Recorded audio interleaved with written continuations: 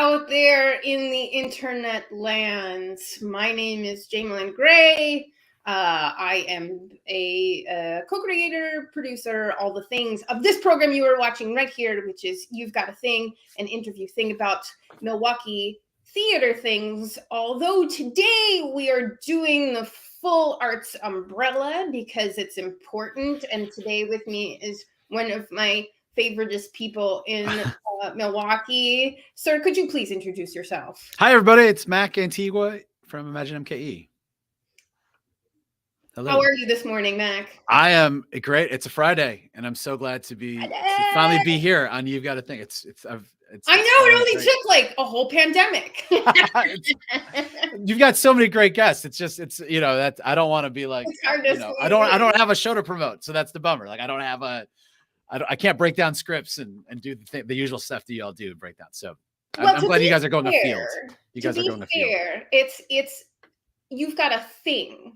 Yeah. And thing is a fairly large grouping of multitudes of possibility. Yeah. Good stuff. It's akin to when like Kentucky Fried Chicken became KFC. Like they didn't just want to be about chicken. It's like, we're just KFC. So then that opens the door to other possibilities. So that much like that, I think You've Got a Thing is that clever, like, hey, we're theater, but you know, it could be. Yeah, we definitely like expand it beyond KFC, Kentucky Fried Carrots. Yep. Kentucky Fried consciousness. Collard greens. Kentucky Mm-hmm. Fried cheddar, Kentucky Fried coriander. I guess it doesn't have to be food. I would love to see that challenge. Kentucky Fried coriander. Coriander? Okay. I think we should start an email campaign, of which something Imagine is on top of and really good at. Could you, for the sake of the people out there who don't know, yes, what Imagine MKE is, could you give a brief overview of this? I feel like I need a clock in the corner to make sure I can beat the clock on it, so. You have. Yeah, so Imagine MKE, here you go, and go. Imagine MKE, only just starting our third year or so, I think, of business, is the sort of, we like to say, connector, convener, and amplifier of the arts and culture sector in the city. Some other people might have used the term Chamber of Commerce because that's a useful maybe analogy for folks. But the way we like to look at it is that we envision a vibrant Milwaukee and the way that Milwaukee is driven by arts and culture. You know, so in some ways, what does that mean? It means Milwaukee artists and creatives are thriving, not being priced out of where they live, right? Or shunted to the side. That means arts and culture thrives in all of our zip codes, not just downtown and the third ward. That means we have an inclusive arts and culture story about our city and region. Beyond beer, brats, and cheese. No sweat, no shade. Those are three great things, but there's so much more that we are and have become. And so what does that look like, and who gets to be featured in that way? And then finally, I think what it means is that we also have policies, public policies that support all the things that we say, because right now, Milwaukee, in terms of public policy funding, public funding for the arts, Milwaukee is like 16 cents per capita. It's 49th in the country. So that means, yeah, everybody's just putting a nickel, a dime, and a penny in for public art. And I think it's worth a lot more than that. And so what does it mean to have policies that, like funding, but also other things that can make it easier or facilitate more creation in it? And then finally, how do we make sure artists and creatives are in decision-making roles or at the tables? Because I think having a viewpoint of an artist and creative is super important. Because ultimately what I believe and I hold is like artists and creatives are able to see what is not being able to be seen. Yes. And they have the ability to give voice and give image to the intangible and to things that we desire, right? Or at least invite us to make the strange familiar and familiar strange, which ultimately, hopefully changes things. We want different results because right now the current system is not acceptable for everyone. So I think these are the things that, what do we do in service to that?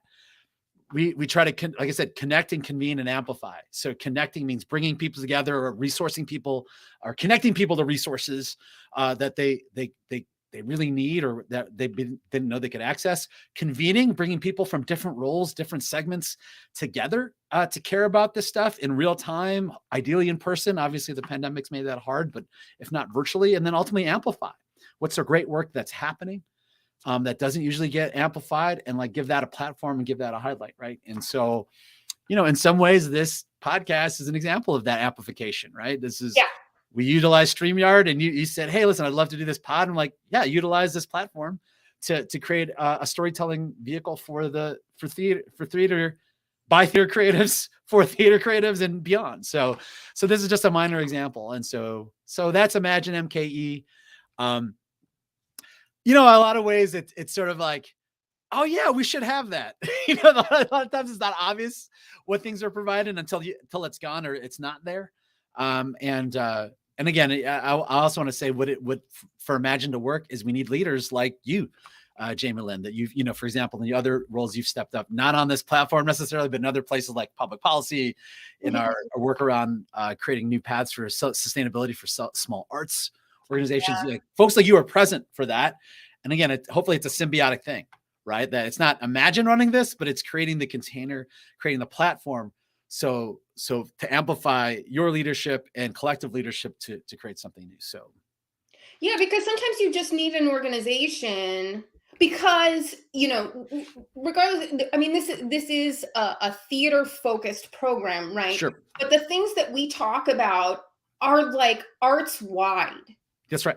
All the problems that we have in theater is the problems that every art system has. That's right. Visual, dance, music, That's right. Like the whole thing. So sometimes it just takes an organization like Imagine to go, hey, you know what? You all are talking about the same things. Let's all talk together. Yeah, and hopefully seen as neutral, in some ways, and seen as a way that there's trust there to hold it, right? And we try to hopefully do that.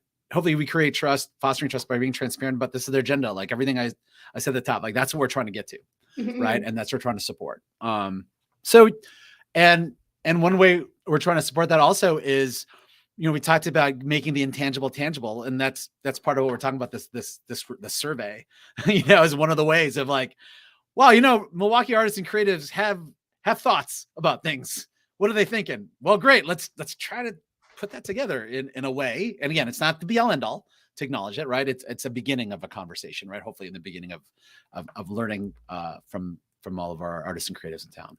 Yeah, because the work of art, which is the title of the survey, with Wisconsin Policy Forum, with Wisconsin Policy Forum was just, the results were just released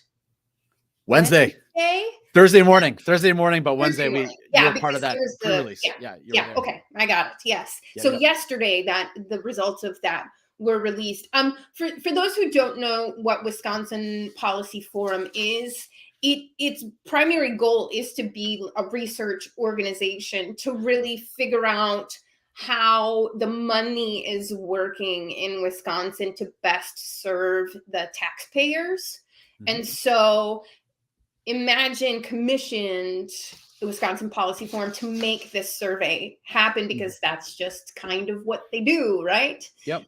So when did this become an idea, and how did this come together then? Well, we've always, I think Imagine is always sought to be, if we want to make decisions on things, we gotta have the best available data, right? And again, want to say that this survey is part of a larger agenda. So, for example, we partnered with we partnered with an national audience analysis firm called Wolf Brown to bring together all the subscribers, to bring together all of our sort of performing arts and museums together and say, hey, can you send this to your subscriber base? And it was like questions about what does it mean to attend during the pandemic and all these things, right?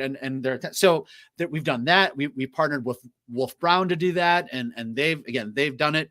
We've partnered with a local business entity, business thing, and I'm not going to guess because I'm going to say the wrong thing, but a business publication in town helped survey about 70 business leaders around what to think about the role of creativity. So like because we want to know, well, how does this matter to the business sector? That's happening. This is happening. Let's interview directly artists and creatives with the help of the Wisconsin Policy Forum, figuring out a way to survey them. So again, this is part where we're trying to think of different segments we've got to say about this. And then hopefully as we have these different takes, how can we start putting this together? So this particular take was part of a longer campaign. It was conducted in August and September of 2021. So because we wanted to have that long ago already. It feels like a long ago, but it was kind of in a moment of the pandemic where the pandemic kind of happened, but it was pre-Omicron, right? So it's almost a moment to take a breath and go. We were almost done with it. Almost there. And then close. Pull us back in. They keep pulling us back in. So that happened, and we partnered with about 39 other arts and cultural organizations and networks like Milwaukee Theater Alliance to like get it out to your folks. And the geography, the focus was Milwaukee County. We had about 400 respondents to this online survey. Focusing on questions, around how did artists and creatives support themselves and their practice? Mainly, what was the effect of the pandemic on that? Yeah. And then what is your take on Milwaukee as a city and county supporting artists, and how could that improve? So those were the sort of the three core elements that this survey was pitched around. Yeah, I mean, I took the survey. I made it happen. You did. Well, because I like to be a contributor, or at least I try. The big thing for me, obviously, and I keep harping on it, is I just want to see artists get paid more. Yeah. I want theater people and all artists to be able to do their art like a real job, because it is a real job. So that was just a tiny piece of what this survey had, but I was, obviously thrilled that was a part of it.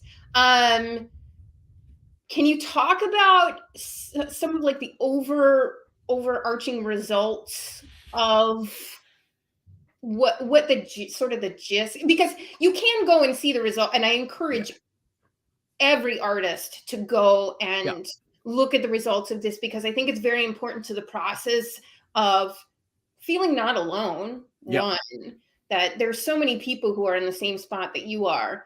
And it gives you an avenue, as Imagine does, and I say it every stinking program, to be a better arts advocate, not only for yourself, but the community on the whole, because we all do better when we all do better. There you go. Paul Wellstone. Shout out to Paul Wellstone on that. We all do better. We all do better. That's right.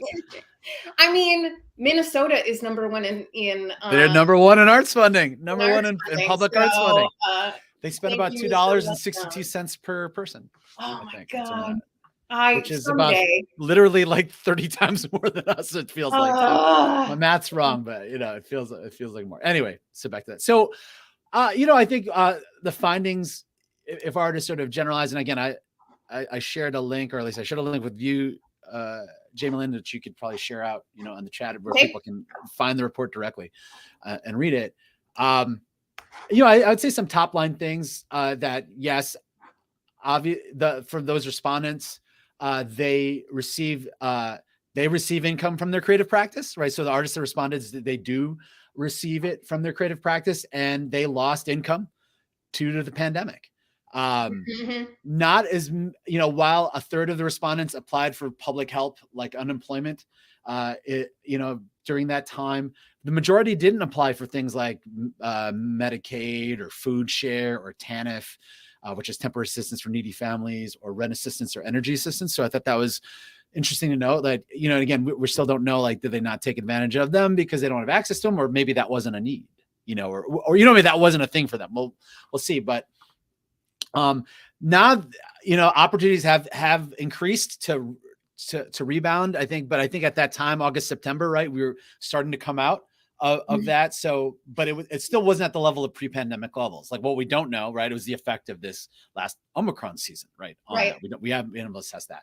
I think artists generally, if I were to say 51% of the artists that reported that they would somewhat agree or strongly agree that their work is valued and 48% of them somewhat agree or strongly agree that it's supported. So even though like you could say it's a majority, it's a very thin majority. It's not 100% feel that they're supported that or highly valued. So I think it speaks to your point that, you know, we've got a long way to go, or we've definitely got room to grow for artists and creatives that responded to feel that way. I will say, just on that didn't apply for support thing. I know for myself, if you're not making money, you can't apply for it. You know what I mean? Like maybe I could have applied for on my day job, or I was in a weird traditional period because I had just moved back to Wisconsin from Illinois, and so there was this weird thing happening with like day job things and stuff. So I know that was my particular case. I'm sure there are other people out there. Pride can be some of it too, you know? There's, you know, there's lots of reasons why. I don't know if it's accurate, how well it reflects the totality of that. And I mean, to that point too, as well, I think the demographics of the almost 400 respondents also speaks to that a little bit. Can you talk about that for just? Absolutely. Yeah. I mean, the 400 that responded to this particular survey, 47% had their bachelor's, 33% had an advanced degree. Right. So like, you know, that's not the same as Milwaukee County, right? Necessarily. And, or like, still not sure if that represents, to your point, the field of artists and creatives as a whole. However, what we did, or at least Wisconsin Policy Forum did, is they try to look at other cities that did similar kind of surveys, and they found was actually those cities' findings also reflected a similar, like, the respondents tended to have higher bases of education or educational attainment. So again, what we could always question, I think it's open to question, is that just the nature of surveys and the nature of survey distribution? Is that, and again, this is something I'm thinking about, right? And this is, again, to be very clear, I think Wisconsin Policy Forum was excellent in creating a survey, right? But it still goes back to, like, if you're affiliated with institutional networks, perhaps you're already more likely to either have already accessed relationships or access these things, and that, or maybe even trust the survey process itself, because maybe you already come from a background, right, that tends to trust this stuff. And so there might be lots of others who identify as artists and creatives, but they either aren't members, formal members of these networks, or like informal members enough where they get access, or even trust, you know, hey, do I even trust this? So like, and we don't know, and that's okay. We don't know. And the challenge we'll have to take another survey to find out the answers of, or again, another methodology, right? Maybe it isn't an online survey. It's person to person. It's small group, focus group, which, again, I think it's like taking different layers and finding different ways. And that's what the Wisconsin Policy Forum also asserted. It's like, it's very possible to do another iteration where you're going to try to tackle the same questions in a way, but have different formats. And so I think that's something we're interested to explore, and we recognize, right, it takes time and trust to get to that. Well, and we just are still in a pandemic, and it's not like going to door to door. That's right. It's gonna get the results that, like, people are gonna be like, get out of my face. Why are you talking about the arts? Sanitizer. Yeah, for sure.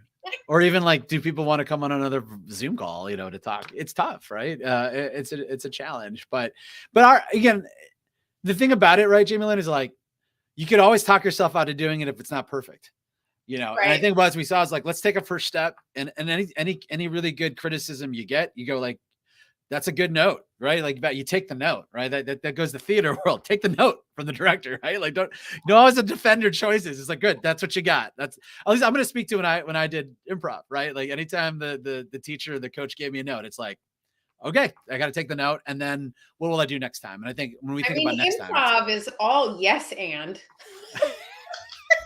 Yeah, it is. Yeah, it is. The really good stuff is. Yeah. Take the note. Sure. Like, when do you say no in improv? Oh, well, evidently, you know, You have not experienced my come up as a student and or would later teach, and be like, TTFN, take the effing note, man. But I think that's the thing we think about here, is that whenever we hear that, this, because again, this is as excellent as Wisconsin Policy Forum is at delivering a survey instrument like this, that's when they are excellent. We also recognize that's one way. And some folks are gonna raise their hand going like, I don't see myself in this. It's like, yes, great. What would it take to do this next time? The next conversation we can have to make sure it's included, because we don't want to miss out. But again, the things I'm trying to figure out, right? Jamie Lynn is like, when does somebody consider themselves a capital A artist? Yeah. And when does they consider a creative? Do you have to make money to do this? And I think that's a really good question. Like, I would say, Imagine is trying to have the most inclusive definition of that, right? Yeah. The most open-ended one, because I think it's in all of our benefit for everyone to see themselves as a creative and artist. That it isn't these special unicorns that do it and they do the thing. It's like, it's in all of us. I think that's the point of view we hold.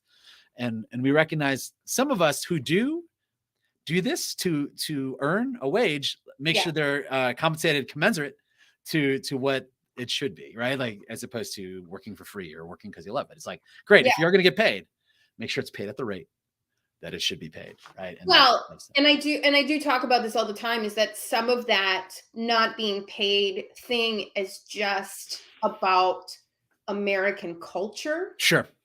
And again, the value of art, and some of that has to be the value of art to our elected representatives. Yeah. Which, going back to a big part of what Imagine MKE does, is helping people talk to their representatives about getting the point across that art is important to me. It should be important to you. Yeah. And a way to equip folks to do that is to have studies like, have surveys like this to show, like, listen, we talked to hundreds of people, or hundreds of people spoke up. Right. And again, elected representatives are only going to, that's what holds them accountable, is when you're like, wait, you talked to 100 people? You talked to, or you, Jamie Lynn, know 50 people that, and that's what we remind people when we support people to advocate for the thing. What we're asking them is, hey, remind your elected official that this matters to you. Yeah. And so if that elected official hears 50 emails, wow, this matters to 50 people, I better pay attention to this, as opposed to being like, oh, well, we can put that to the side. And I think back to what you're calling what American society might think, a mental model that might be collectively shared, might be, and has been. Well, these folks will create it because they love the art, or art is something that is only supported by a wealthy class or something, as opposed to, this is like the sun, man. This is the water. This is everybody. Like, and so we would never go, well, the sun is only for these people, or the water is only for these folks. We all have this. This is our humanity, right? And I think it's like our challenge is how to speak that in a way, so that it's to some point very, very obvious and plain spoken and unassailable, as opposed to being optional and this. So, and I think these are, this will take a while, but again, it's every conversation like this helps, and every conversation helps. And, and you've been very good at reminding people, like, hey, when the pandemic happened, what you do? You watched movies, you read poetry, you sought your humanity in these ways, and telling stories. Books, you made music at home. You got on TikTok and did a dance, right? These are all practices of art and culture. I'm going to tell you, those actors that you watch on Netflix and Amazon Prime and all of those things likely started out in the theater universe and in community theater and all. That's right. Yeah, absolutely. Yeah, that's like the basic way to grasp that art form. Yeah. I saw, I saw Mean Girls. My daughter wanted to see it, and I'm like, yeah, let's go see Mean Girls at the Marcus, right? And reading a playbill. You're talking about the musical, yes, so the musical, right? And so I'm like looking at the playbill, and every actor, right, listing where they came from and what theater they represent, and all these things. And it's like, to your point, right? It's like, to get to a place where you're touring, which isn't necessarily like Broadway or whatever, but that's a gig, right? That's an important gig. You're right. They hone their thing.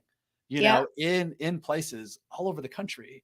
Right. And they don't get there, you know, they don't get that without that. Right. And so that's, you know, it was such a lovely reminder. And again, it's such a lovely celebration to witness that. I think now, like working in this role, like anytime I catch a show and see something like that, I do think about what it took to get there. You know, what did it take to all the teachers and all the nights and all the rehearsals and all that to do that gig, you know, to get to the swing roll in the ensemble, you know, of something. It's amazing. You know, it's massive. Right. And I think to your point, and again, we're talking about theater. I think theater is one of the formats that has a pretty sophisticated pipelining and which can always be better, right? Which could always improve. But you could also speak there are other disciplines who might not have sophisticated pipelining. And so like what will it take, you know, for that to happen for those two, right? But I think again, it's and I think what's interesting, right, is, and again, I can speak to, I have some connection to it, is that, you know, again, I used to do improv theater, which isn't totally, but like I would run with actors and see it, like, for sure. They're talking about equity. They're talking about like, they're talking about these forms. I'm like, oh, wow, this is really sophisticated processes you have to do to get to the point where you can get health insurance and you can get to, you get to support yourself. Right. And again, to your point, or that you've said, these can always afford to be more inclusive and more expansive. Those can get better, but at least there's a there. You know, at least there's a there. So, and I think, you know, and the one thing that will help us to get better are things like this survey. Yeah. Like you need this type of real data and real input from the community to understand where people are at and how things are affecting their lives. Yeah. If nobody talked about this stuff, things would just continue to go on the way that they are. So I really look at this survey as like one of the first steps to a really long process of change is hard. We keep saying that change is super hard. It's not going to happen overnight. I mean, Imagine has been around, like you said, for 3 years now. Yeah. And again, to be real, there's been other organizations that have done what Imagine does in other iterations, right? So yeah, we weren't born on another. We were born in a tradition of again, to your point, organizing entities and stuff like that. Yeah. And somebody's got to pick up the torch. Yeah. You know, I mean, that's the same way that the Milwaukee Theater Alliance is. Yeah. This is not like, you know, a new idea. Right. It's just this particular group of people in this particular time picking up the torch to keep talking about these things. Yeah. Because we still haven't gotten to where we want to get to, you know? Yeah. And to your point, if we acknowledge that it is a relay, we have to figure out what are the incremental wins along the way, right? To set up the next win. Right. And again, like surveys like this is an incremental win, and getting people together to produce something is an incremental win, because what it does is provide evidence of something there. And then hopefully somebody complains going, well, what about this? And it's like, great, you just voluntold the next wave. Like, great, that's exactly what we're trying to look for. And absent that, nobody gets to complain. Right. I mean, does that make sense? Right. Like, right. And then things are the same. Things are just, well, I guess we're good because nobody's squeaking, you know? So, and this is what I tell myself. Fine. House is on fire. Everything is fine. This is what I tell myself. I don't like complaints in person, but in my role, I recognize that complaints are an invitation that something could be better because somebody saw a possibility that's better.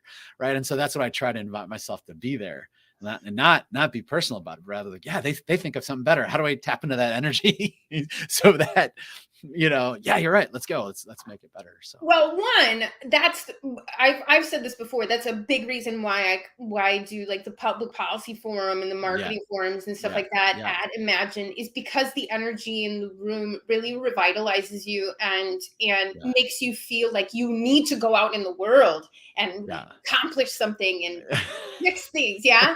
Yeah. Two, I will say that I am always the person to come into the room and Mac will be like, how is everybody today? And I think the world is terrible. Yeah, and that's great.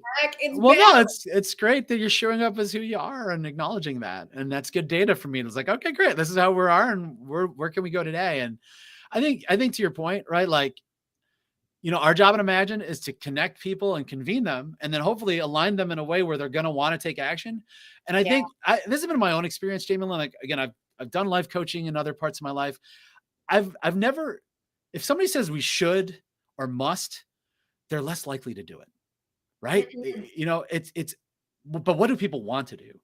And what do people really desire? What's going to unlock that fire in the belly? And when I look at it, like what I try to apply my past life work into places like this is, how do you convene a session or a meeting where people discover that and they can name, this is what we got to do, or this is what I'm going to do. And because I'm recognizing anybody that comes to an Imagine meeting they've got other stuff they could be doing.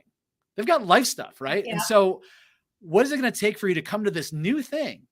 And hopefully I can convene in a way that fires you up so much, or you discover your truth that you got to do, and that you leave going, okay, I'm going to do something different. Like I'm going to call my elected rep, or I'm going to go tell 5 people to fill this out. And again, my hope is that you align enough of those, then you can get to a critical scale, massive, like action happening, right? Real things happening.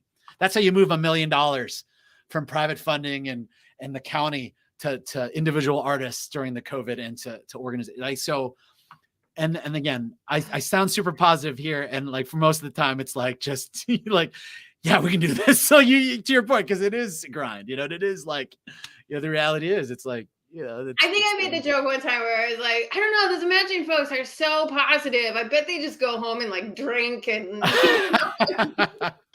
shove fried food in your face. Less now, like less than now. No, I think it's a balance of like, we are drawn to Imagine, or we're drawn to this work because we can see the possibility, right? And again, we say joyful abundance. Like that's a phrase we say often, and sometimes it's sarcastic because we're also got sarcastic sides to us. But it's like, if we don't start from a place of appreciative inquiry of like what could be and what's good now, that wouldn't it be great if ... like that's all of our orientations. And once we're not, then I got to hand the torch to somebody who has, because that's what it takes to do this kind of gig. And that's what it takes to be a director in a small arts place. You got to be like, man, this would be so great. And this is so possible, because you're given hundreds of excuses not to do that. Right. And so that you get that energy. And again, that's our hope is when you come to our meeting, it's a force multiplier for what you'd already be doing anyway. And that's, I think that's what you've said. Like, gosh, I come, I know I'm not alone, and I know I'm doing something in alignment with others. So it's going to be something different than if we all did stuff on our own. Right. And that's why the Milwaukee Theater Alliance exists. It's like, because when one stage suffers, all of our stages aren't doing well. But like, what would it take for all of our stages to thrive?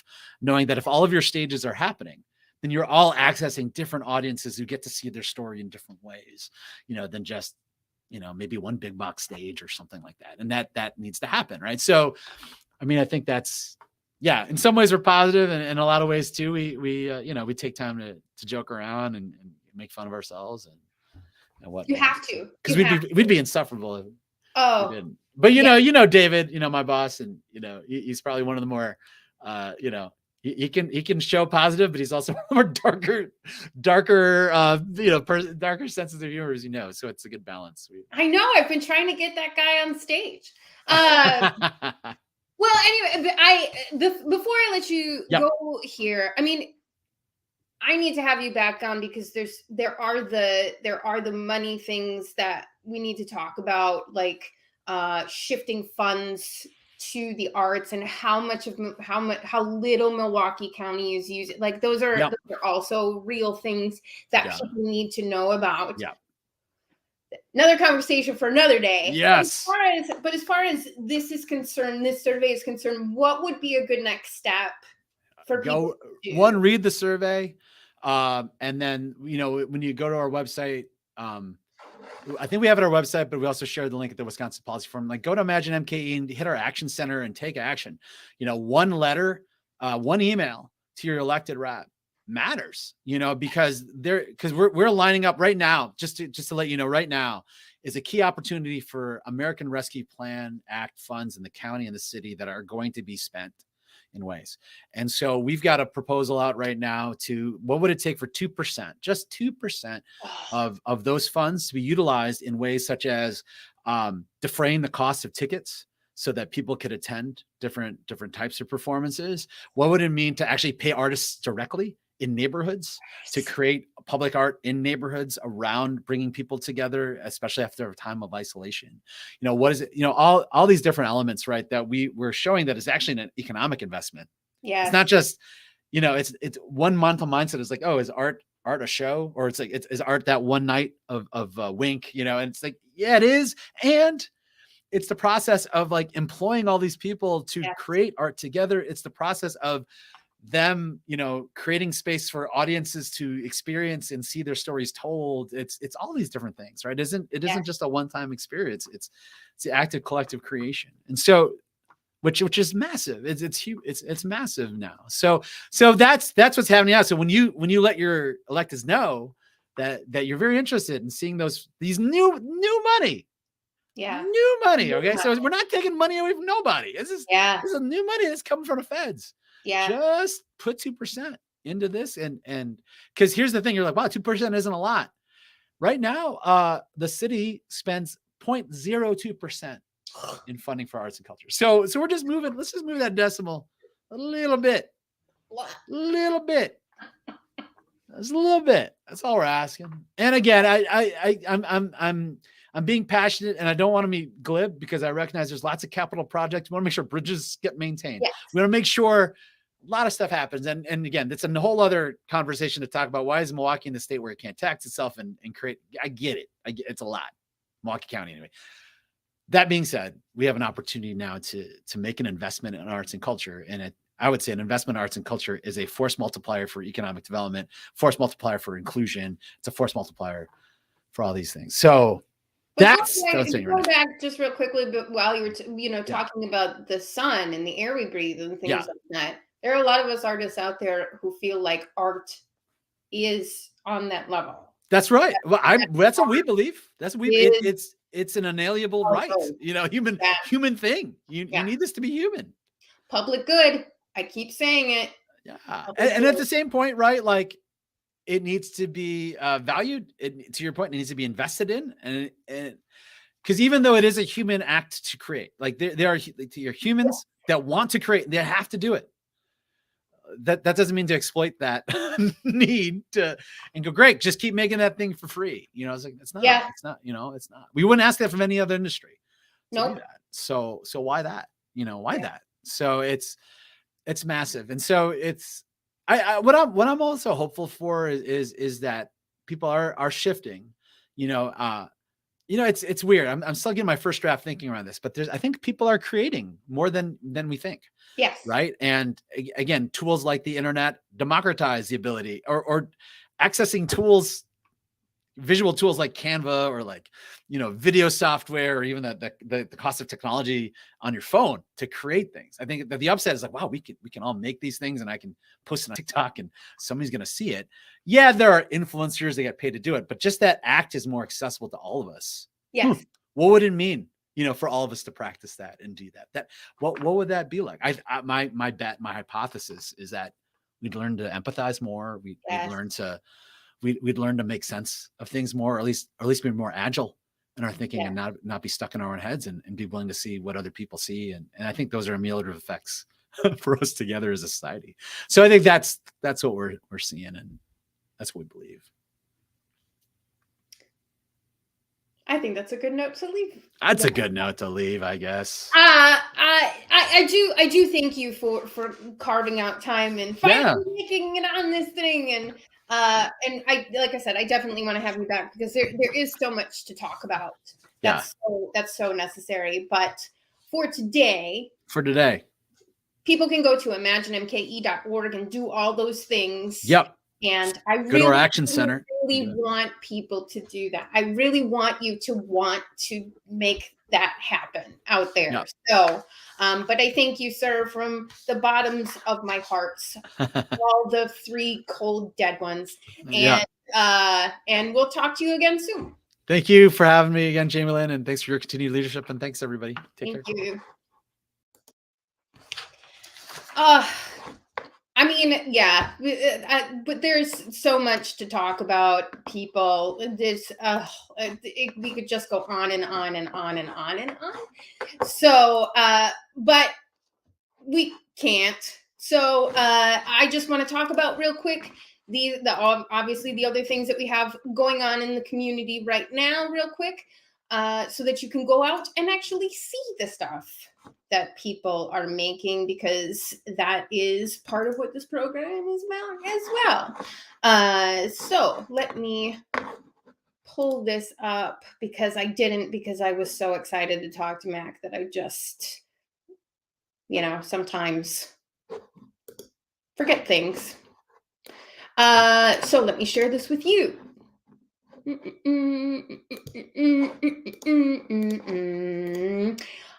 Capita Productions, right now, you should check them out, because you can, and Capita stands for City at Peace in the Arts. It's a great organization founded in 1990 to draw from all areas of the community to foster multicultural awareness and racial harmony through the medium of community theater. I have seen them perform. The singing voices of angels, I am telling you. But you can, We Are the Drum is a yearly ongoing programming that they do, and you can register right now for their virtual program, which is for both schools and educational groups and community organizations. I really think you should check it out, because it's just a really positive organization. And so you can go to capitaproductions.com to check that out. Over at Sunstone Studios, Neath the Hills of Beston just opened last night, so happy opening to them. It's an original play written by Zach Woods. It's directed by Samantha Martinson, who are two really amazing artists in Milwaukee. And if you haven't been to Sunstone Studios, you really should go and check it out, because it's a really super cool storefront. They took over the old off-the-wall space right there across the street from the Rep, so I'm sure you know where that is. You should go check it out. It's surrounding the World War II. It's during an ongoing battle, and cultures clash, and it's a red tag group of combatants, they call it, and they're looking to the past and praying for the future, and wondering about peace, which is something that we're having lots of challenges with right now, constantly, all the things. So you can go to sunstonestudiosmke.com for more information and tickets for that. The 36th annual One Act Festival. Tom Zilke was just on last week to talk about this, so you can go and watch last week's You've Got a Thing to hear what he had to say about that. This Interchange Theater Co-op is in the old in tandem theater space on 10th Street, on North 10th Street. Very cool space. And the 36th annual One Act Festival is local one acts written by local artists. This is next weekend and the weekend after. So this is opening next week. So you can check that out. That's villageplayhouse.org. I forgot to write their website down. So cool. I'm winning this Friday. We just started in-person rehearsals this week for Babel at the Constructivists at the Broadway Theater Center, and it just takes some energy. So I'm sorry about that. As a reminder, kids from Wisconsin, if you are a singing and dancing person, or if you are an instrumentalist and are passionate about this stuff, Kids from Wisconsin is holding auditions. You can audition right now, and they're doing that virtually and in person. So go to the auditions tab at kidsfromwisconsin.org to maybe change your life. It's 15 to 20-year-olds, a great opportunity to get some touring experience and all of that. It's, as I've said, my mother called it, that it was the best time of her life. A reminder, that it is Black History Month, you know, in addition to checking out Capita Productions for all of the work that they do for the Black community and beyond, members of the Black community. This is just important. Black lives still matter. They've always mattered. They will continue to matter. It's just a good reminder to learn a little bit more about things, you know, as a super, you know, white person, as Ancestry told me that I am. There's so much more to learn about the history of America and America's treatment of Black people and Black culture. And so this is just a reminder that it's February and go do some work. So I will do it. You will do it. We'll all do it. That's what we got today. I thank Mr. Antigua so much for coming on the program today on this Fridays You've Got a Thing.